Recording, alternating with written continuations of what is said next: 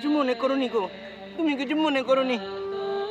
আনন্দে আত্মহারা হয়ে আমি এ কাজ করে ফেললুম। তবে কেন যে করলাম কে জানে বাবু, কে জানে। বেশ করেছো বাবা, বেশ করেছো। এ কাজ তো তুমি করোনি গো, তোমার ভিতরে যিনি আছেন এ কাজ তিনি করেছেন। আমি ধ্যানে বসে সব দেখতে পেয়েছি, আর তাতেই তো আমি বুঝতে পেরেছি এ কাজ কে করলে আর কেনই বা করলে। আমার আর বাইরের পুজোর কোনো প্রয়োজন নেই গো, আমার আর বাইরের পুজোর কোনো প্রয়োজন নেই। আমার পুজো আজ সার্থক হয়েছে গো, আমার পুজো আজ সার্থক হয়েছে। দাও না, দাও না তোমার প্রসাদ থেকে আমাকে, দাও না। নেবে? তুমি কোথায় গেলে গো তোমার রঘুবীরকে বুকে ধরে? ও তো পাথরের দেবতা বাবা, ও তো পাথরের দেবতা, তাই গঙ্গার জলে বিসর্জন দিয়ে এসেছি। এই তো আমার সামনে জ্যান্ত রঘুবীর বসে আছে। আজ আমার জীবন্ত রঘুবীর দর্শন হলো গো বাবা, আজ আমার জীবন্ত রঘুবীর দর্শন হলো। বাবা গো, বাবা এসো না, আমার কোলে বসো, এসো এসো আমার কোলে বসো বাবা, এসো এসো।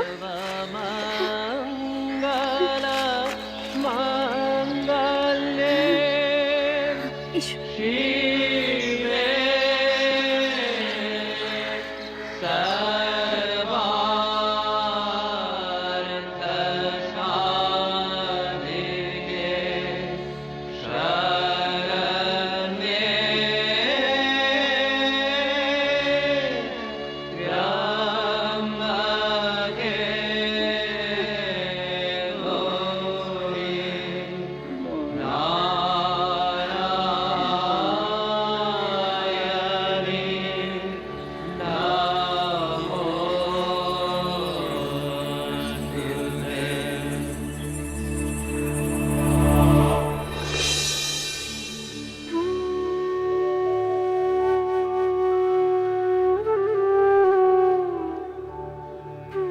বুঝলে মথুর বাবু, ভৈরবী বামনি বলে অবতারের যা যা লক্ষণ থাকা দরকার তা নাকি এ শরীরে মনের মধ্যে রয়েছে।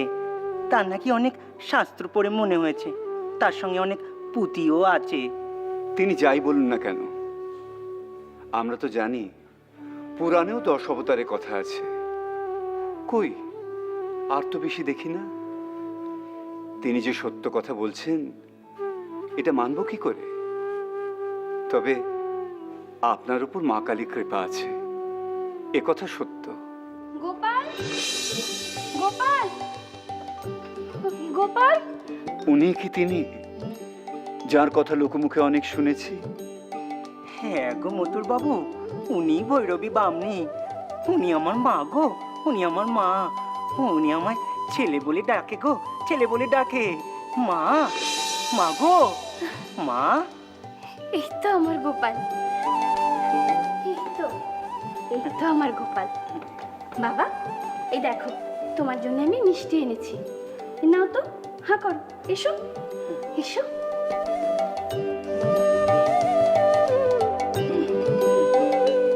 তবে তুমি যাই বলো না কেন বামনি, তোমার কথা যদি সত্য নয় তা ইনি ধরিয়ে দিলেন গো, ইনি ধরিয়ে দিলেন।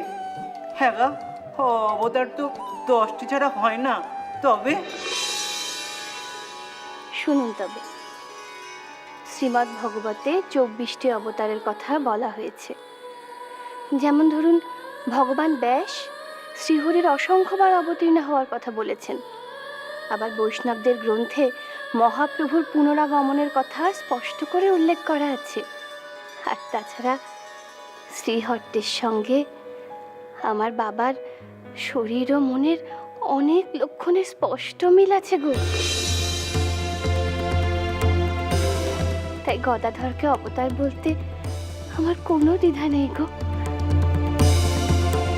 আমার কোনো দ্বিধা নেই।